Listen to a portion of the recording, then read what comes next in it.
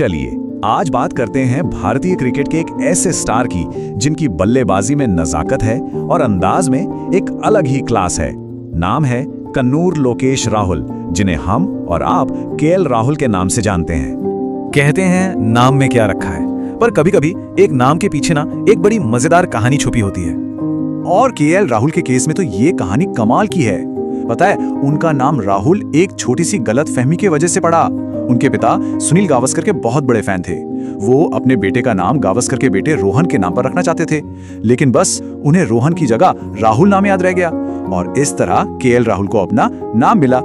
तो ये तो हुई नाम की बात। अब चलिए जरा आगे बढ़ते हैं और जानते हैं कि क्रिकेट के मैदान पर इस सितारे का जन्म कैसे हुआ। राहुल का जन्म बेंगलोर में एक ऐसे परिवार में हुआ जहां पढ़ाई लिखाई को बहुत अहमियत दी जाती थी। उनके माता पिता दोनों प्रोफेसर हैं, लेकिन राहुल का जुनून तो क्रिकेट में था और ये जुनून इतना गहरा था कि सिर्फ 10 साल की उम्र में ही उन्होंने ट्रेनिंग लेनी शुरू कर दी थी। और हाँ, हाल ही में 2023 में उन्होंने एक्ट्रेस अथिया शेट्टी से शादी भी की। तो एक टैलेंटेड नौजवान से टीम इंडिया का स्टार बनने तक का सफर वो कैसा रहा, चलिए देखते हैं कि कैसे उन्होंने घरेलू क्रिकेट से इंटरनेशनल लेवल तक का रास्ता तय किया। देखिए उनके करियर की रफ्तार। 2010 में कर्नाटका के लिए डेब्यू किया, लेकिन असली गेम चेंजर था 2013-14 का रणजी सीजन। उस सीजन में उन्होंने 1000 से ज्यादा रन बना डाले। इस जबरदस्त परफॉर्मेंस ने सीधे सिलेक्टर्स का दरवाजा खटखटाया और दिसंबर 2014 में उन्हें ऑस्ट्रेलिया के खिलाफ टेस्ट कैप मिल गई।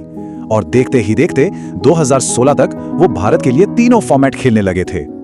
राहुल का करियर सिर्फ रन बनाने तक ही सीमित नहीं है, ये यादगार रिकॉर्ड्स और बड़ी बड़ी उपलब्धियों से भरा हुआ है।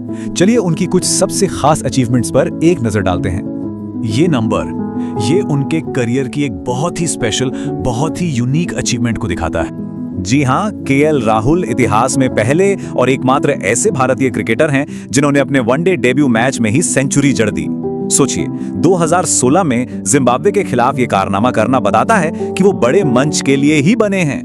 एक और यादगार नंबर, और इस नंबर के पीछे एक ऐसी शानदार पारी की कहानी है जो इतिहास बनाने से बस एक रन पहले रुक गई। 2016 में इंग्लैंड के खिलाफ चेन्नई में खेली गई 199 रनों की वो पारी उनके क्लास और टेम्परामेंट का सबूत है। हाँ, वो डबल सेंचुरी से चूक गए, जिसका अफसोस सबको हुआ, लेकिन उस एक पारी ने उन्हें टेस्ट क्रिकेट में एक मजबूत बल्लेबाज के तौर पर स्थापित कर दिया। और लिस्ट यहीं खत्म नहीं होती। वो उन गिने चुने भारतीय बल्लेबाजों में से हैं जिनके नाम तीनों फॉर्मेट, टेस्ट, वनडे और टी20 तीनों में सेंचुरी है। टी20 में तो उनका शतक सबसे तेज शतकों में से एक है। आईपीएल में वो कितने कंसिस्टेंट हैं ये हम सब जानते हैं। और तो और उन्होंने भारतीय टीम की कप्तानी भी की है, जो उनकी लीडरशिप क्वालिटी को दिखाता है। कहते हैं ना, आंकड़े झूठ नहीं बोलते। तो चलिए अब देखते हैं कि नंबर्स केएल राहुल की सफलता के बारे में क्या कहानी सुनाते हैं। इसमें सबसे पहले जो चीज ध्यान खींचती है वो है उनका वनडे का औसत, लगभग 50 का। ये अविश्वसनीय है। टेस्ट में 199 का हाई स्कोर और टी20I में 40 से ऊपर का औसत, ये साफ दिखाता है कि वो हर फॉर्मेट के मास्टर हैं। और अब जरा आईपीएल के आंकड़े देखिए। अरे वाह, 145 मैचों में 5000 से ज्यादा रन और औसत 46 से भी ज्यादा। दुनिया की सबसे मुश्किल टी20 लीग में ऐसा रिकॉर्ड रखना कमाल की बात है। तभी तो वो पंजाब और लखनऊ जैसी टीमों के कप्तान भी रहे। तो इन सारे आंकड़ों और उपलब्धियों को मिलाकर देखें तो इसका मतलब क्या निकलता है? केएल राहुल की लेगेसी को हम कैसे समझ सकते हैं?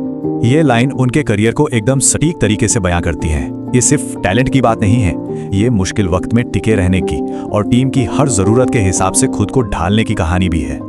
उनकी यही वर्सिटिलिटी यानी बहुमुखी प्रतिभा उन्हें सबसे अलग बनाती है। उनकी बल्लेबाजी में एक स्टाइल है, एक एलिगेंस है। वो टीम के लिए ओपनिंग से लेकर मिडिल ऑर्डर तक कहीं भी बैटिंग कर सकते हैं। और ऊपर से उनकी विकेट कीपिंग की काबिलियत, वो टीम को एक ऐसा बैलेंस देते हैं जो बहुत कीमती है। सच में वो भारतीय टीम के एक बहुत जरूरी पिलर हैं। तो आखिर में एक सवाल सबके लिए, इतनी सारी बेहतरीन पारियों में से केएल राहुल की कौन सी इनिंग सबसे यादगार लगती है?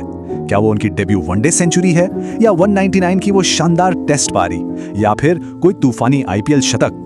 इस पर सोचिएगा जरूर। आज के लिए बस इतना ही।